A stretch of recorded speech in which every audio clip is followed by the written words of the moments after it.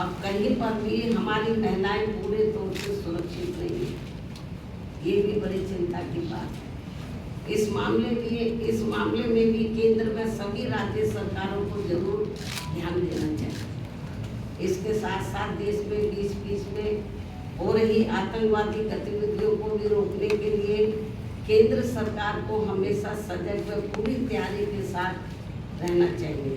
ताकि अब आगे कोई भी आतंकवादी संगठन अपने किसी भी मकसद में कामयाब न हो सके। इसके अलावा इस समय पूरी दुनिया में जो कुछ चल रहा है तो उस पर भी केंद्र सरकार को अपनी पैनी नज़र रखनी चाहिए और इस मामले में कोई भी फैसला लेने से पहले यदि केंद्र की सरकार विपक्ष को भी गुट फेंक में ले लेती है तो ये बेहतर है। इन्हीं जरूरी खास मुद्दों के साथ ही अब मैं अपनी पार्टी की गतिविधियों के बारे में भी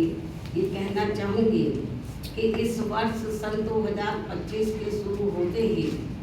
हमारी पार्टी ने पूरे देश में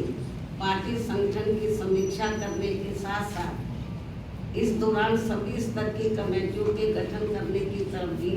विशेष ध्यान दिया है। और इस संबंध में मैंने इस वर्ष 29 जनवरी को दिल्ली पार्टी केंद्र कार्यालय में और 2 मार्च को लखनऊ पार्टी प्रदेश कार्यालय में तथा पिछले महीने दिनांक 18 मई को पुणे दिल्ली में पार्टी की ऑल इंडिया की बैठक बुलाई थी, जिसमें मुझे जरूरी दिशा निर्देश भी दिए गए, जिसकी काफ़ी कुछ जानकारी मीडिया बंधुओं को भी मेरे ट्वीट पर प्रेस नोट आदि के जरिए मिलती रही है, जिन्हें मैं यहाँ फिर से दोहराना नहीं चाहती हूँ। इतना ही नहीं बल्कि इस मामले में यूपी व उत्तराखंड स्टेट की तथा अन्य राज्यों की भी बीच में दिल्ली व लखनऊ में भी अलग अलग से मेरी बैठकें होती रही और वैसे भी ये सिलसिला तब तक चलता रहेगा जब तक पूरे देश में पार्टी का हर स्तर का संगठन सही से बनकर तैयार नहीं हो जाता है। इसके बाद फिर देश के सभी राज्यों में समय पर होने वाले विधानसभा चुनाव में तथा आगे चलकर देश में होने वाले लोकसभा चुनाव में व राज्यों में भी होने वाले स्थानीय चुनावों आदि में भी पार्टी की विचारधारा एवं सिद्धांतों के तहत ही पार्टी व मूवमेंट के में आगे की रणनीति भी तैयार की जाएगी। कहने का तात्पर्य ये है कि हमारी पार्टी इस समय पूरे देश में अपनी पार्टी के जनाधार को मजबूत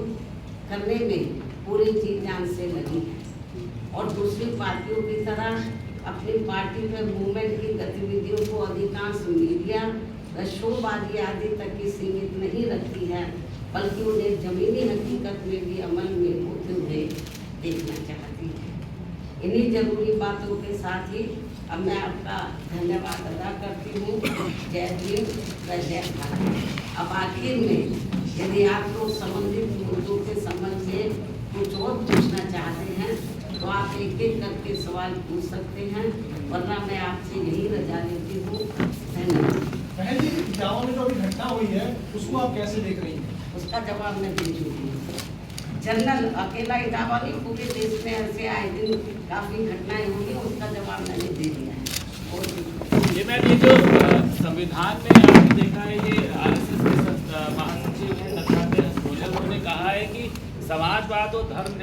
सहयोगी पार्टियों के भी स्वभाव व कार्यकलापों आदि से साफ जाहिर होता है कि ये सभी पार्टियां अंदर आपस में मिलकर बाबा साहब डॉक्टर भीमराव अम्बेडकर द्वारा निर्मित किए गए समता मॉडल व अति कल्याणकारी संविधान को बदलकर इसे अब पुराने जातिवादी ढांचे में बदलना चाहते, जिससे भारतीय मानवतावादी जनमानस में हमारी पार्टी कतई भी बर्दाश्त करने वाली नहीं है। वैसे भी भारतीय संविधान व उसकी उद्देशिका में जिन भी शब्दों का इस्तेमाल किया गया है वे देश की आत्मा को तृप्त करती है और जिन्हें काफी सूझबूझ,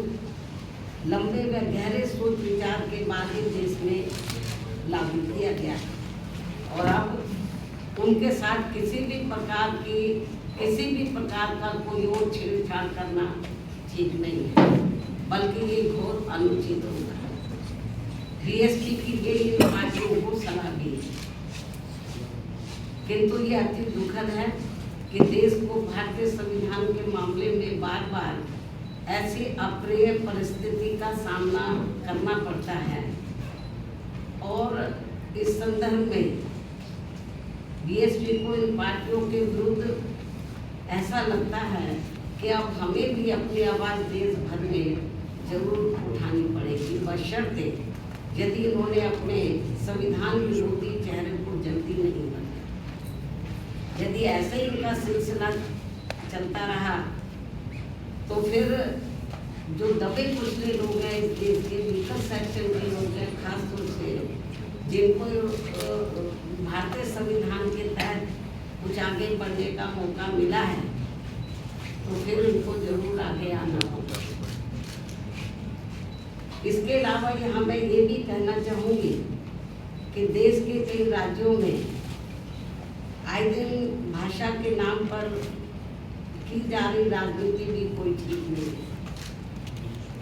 जबकि संविधान की मूल भावना के अनुसार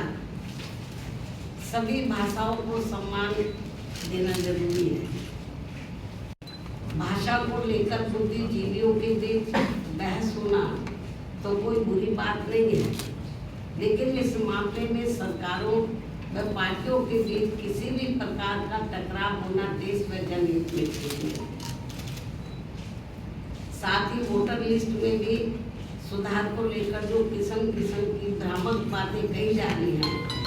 तो उसे भी केंद्रीय चुनाव आयोग को अपनी स्थिति को जरूर स्पष्ट करना चाहिए और सभी राजनीतिक पार्टियों को विश्वास में लेकर इस कार्य को पूरा किया जाना चाहिए, ताकि संविधान का सही मुख्य लक्ष्य हासिल हो सके। जहाँ तक पिछले कुछ समय से देश में कई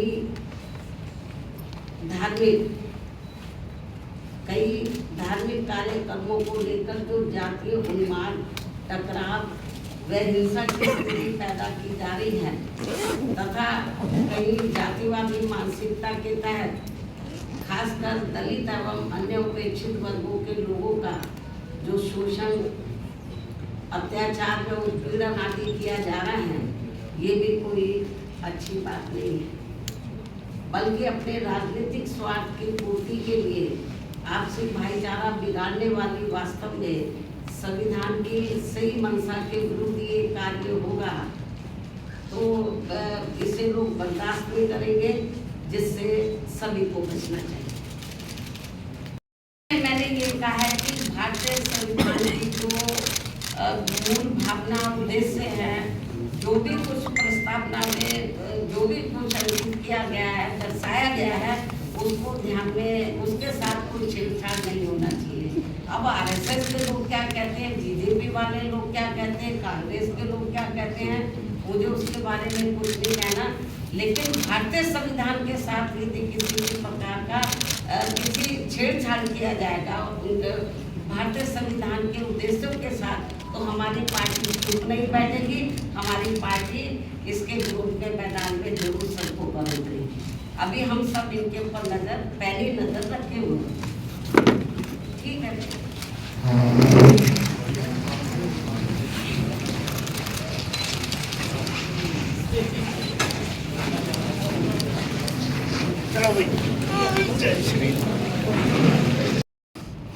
और देश की ज्वलंत समस्याएं जनता को दुखी